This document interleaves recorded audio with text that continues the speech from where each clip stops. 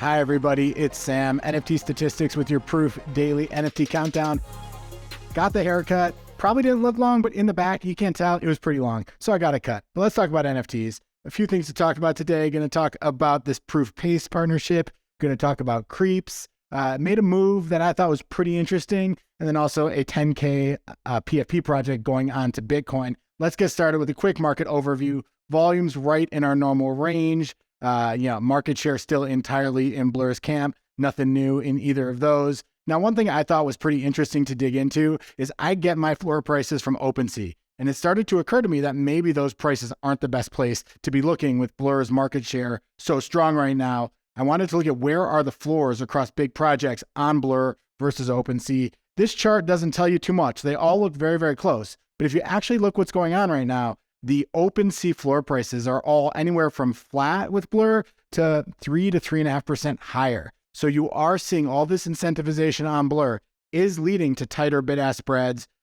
Prices tend to be a little bit lower for buyers. These numbers, 3% difference can matter just as much as a royalty difference. So I thought that was pretty interesting. Something I'm going to keep tracking is how does this spread differentiate between these two marketplaces over time? In terms of prices, what they did yesterday, basically flat, up a little bit. A lot of strength in World of Women, Gutter Cats, Moonbird's up a touch, but Bored Apes were down. Bored Apes is the biggest player in this index. So overall, the index was up about 0.5%. Midcaps up slightly as well. Degen Tunes up, Genuine Undead down. Kind of still a lot of these prices kind of rage trading recently. Interestingly, art blocks did a lot more volume over the past 24 hours than has been the trend. A couple days ago, I talked about how art block volumes were really, really down since OpenSea went to low royalty. You have a few projects here of note. Callion, which is the art blocks curated drop that hit yesterday, has a 0.8 ETH floor. I'll go into that probably tomorrow, dig a little bit more into what happened there. And then you had a bunch of big sales across a bunch of projects. And I want to dive into what a few of these big sales were.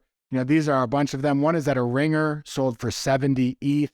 This is about 50% above floor. I think the beige background, and you got this really nice kind of 5x5 grid of the different pegs, made that one stand out as unique. You also have this Fidenza sell for 69.69 ETH. Now, these other three sales, I think we are getting sales, but they're at the very low end of the range for where these projects tend to trade. Fidenza for one, Incomplete Control by Tyler Hobbs for 55 ETH. This was actually the lowest sale ever for this project. And then a Gaze was for 18 ETH, well below where these have been trading. Just digging a little bit here, you can see this pink dot is the Gazer trade at 18 ETH. We've had that up move, and then we've kind of fallen off from that in Gazers. Incomplete Control is just 100 NFTs. It's a project by Tyler Hobbs. Tyler Hobbs in the Presents, of course, Tyler Hobbs' most famous work, Fidenza, QQL. He also has this project called Incomplete Control. Has only had about 15, 20 trades ever, but this one at 55 was one of the lowest that's ever happened for that project.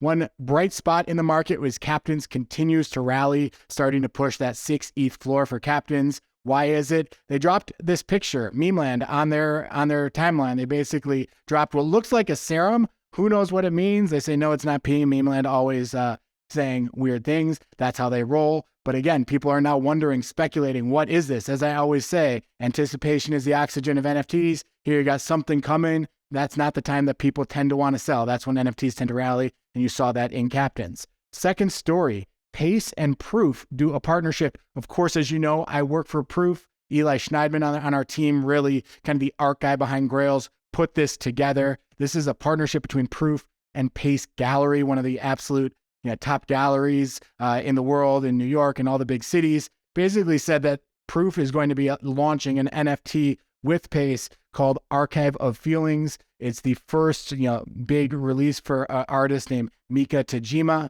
The basic idea of this drop is it's the smoke, and the smoke is going to adjust per NFT based on the overall sentiment of Twitter. And it's taking the sentiment of Twitter on the first day of the year. They saw that as a New Year's is always a time of hope, but also clearly was a turbulent time this year. And they want to take the different sentiment markers every 15 minutes from Twitter and use that to determine what this art looks like. So pretty interesting concept. Going over the details here, 1152 supply. Again, images based on sentiment on Twitter. The Proof Collective holders can mint at 0.1 ETH.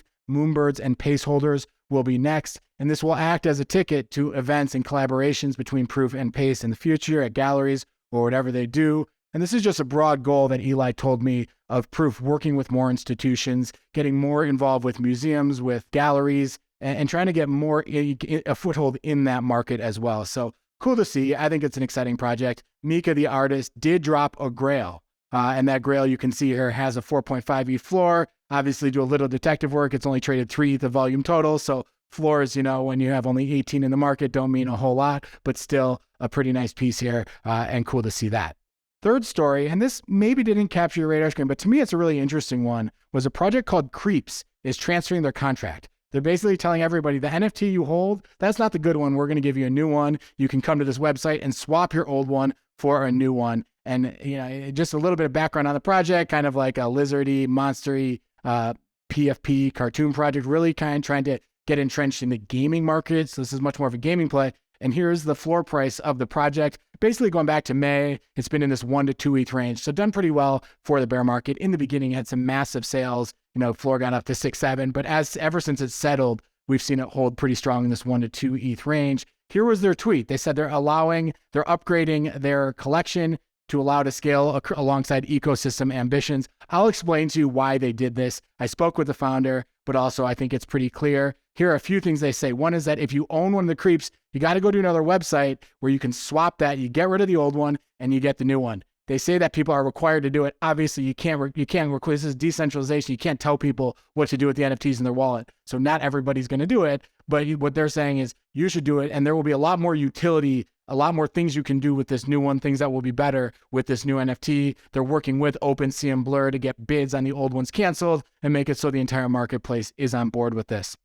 Now, I think, like I said, one, it can't be forced because the NFTs are in people's wallets. But two, I think this works better with like gaming and utility, where you can say in utility NFTs, where you can say, okay, you need to switch or you won't get XYZ in the future. A little bit harder to do it with provenance pieces and pieces that don't have utility that you bake into them. Now, why are they doing this? The first thing is that this will allow them to enforce royalties. And I think that that's the biggest piece here. This here looks at the royalty rate paid on Creepz. It's gone from 7.5% half a year ago to right now, for the first week ever, it was below 1%. Now, again, that doesn't mean that overall royalties have gone down. One very consistent theme we've seen is that the projects get so much volume through Blur airdrop farming that even with the 0.5%, they're getting a fair bit of royalties. You can see they got that here too, but clearly they don't think this is sustainable and they would rather have the enforced royalty. Now, again, why is it that I'm talking about enforced royalties? I thought everyone was at 0.5%. No, Blur and OpenSea both agreed that they will enforce royalties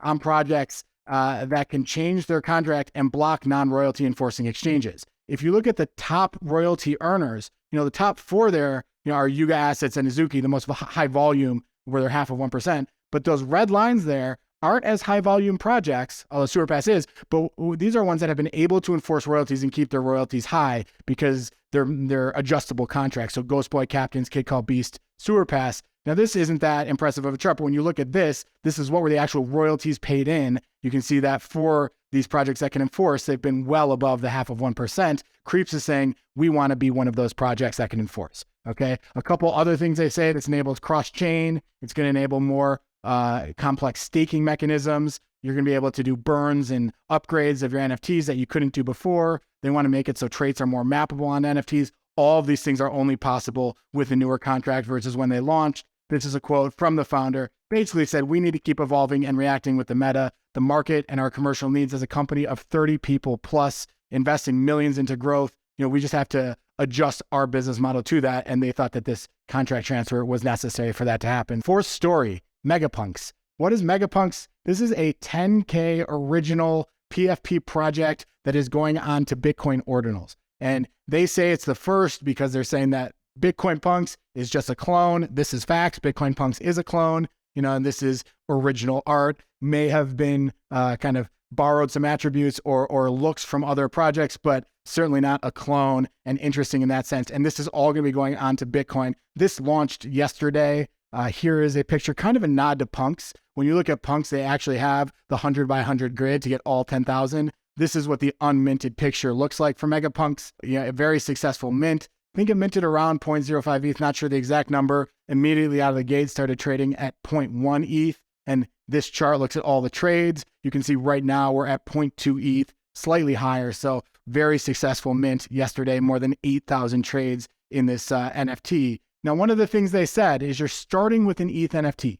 Okay, you're going to get the picture revealed tomorrow. So you'll see what the art looks like tomorrow, but you can burn this. You can burn your ETH NFT and they will create the ordinal for you, inscribe it on Bitcoin. You get rid of your ETH NFT and you then get the Bitcoin NFT. Now, some have said that you can actually, if you prefer, just keep the ETH NFT. Easier to deal with, easier to trade, according to some. So maybe that's what they're going to do. But it's kind of interesting where you have that option and you burn your ETH NFT into a Bitcoin ordinal. That's going to happen from March 6th from March 6th is basically when you have to go and do that. And they're actually going to stop the trading of the ETH NFT when that's happening. So that's basically next week. So pretty interesting mechanism there. Curious to see how this one plays out, how that burn goes, but I thought it was worth talking about. And then lastly, let's talk about two quick notable sales today. The first, just really quickly, this was the most expensive sale of the day. It was a orange side CryptoPunk sold for 110 ETH. Now, this is a pretty rare trade. You know, female trades are often rare, more unique, but they haven't traded at quite the premium that they used to. But this trade has pretty consistently been between 100, 115 ETH, maybe sometimes as low as 95.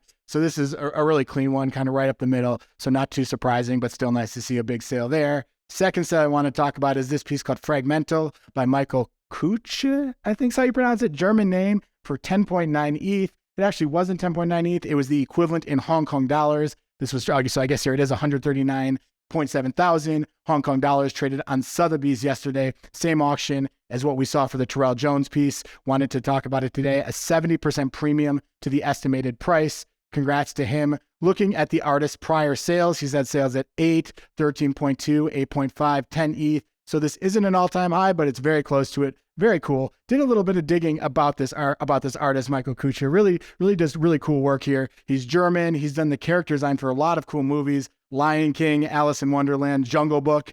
He says that he wants his art to be lifelike depictions of parallel realities and really have odd characters in there. I think when you look at this work, which is all video, you can agree that he's successfully doing that. And here are a bunch of pictures of the characters he's created. So really familiar, really cool to see someone who's having this impact on pop culture in our world, in NFTs, having this sale. So congrats to him on that Sotheby's sale. Last thing I want to talk about, forgot about this one. This was just a weird sale. This one was crazy. A Bored Ape, rainbow grill, amazing. Yeah, I really think this is a cool aesthetic ape. You know, 3D glasses, astronaut, traded for all sorts of weird Pudgy Penguin assets, a bunch of one-of-one rods, which is like the third collection from Pudgy Penguins, a one-of-one little Pudgy, 4 Pudgy Penguins, and the kicker is he also got a watch for it. So there's just a lot going on here. But when there's a really crazy sale with all sorts of weird things going on, I figure I'm going to bring it to you. My takeaway here, you know, this is a Grail ape, and Eric sold that. EB7 was the seller in exchange for all these Pudgy assets. Clearly, this guy believes in Pudgy Penguins. Also, these rods, you know, these are one-of-one rods.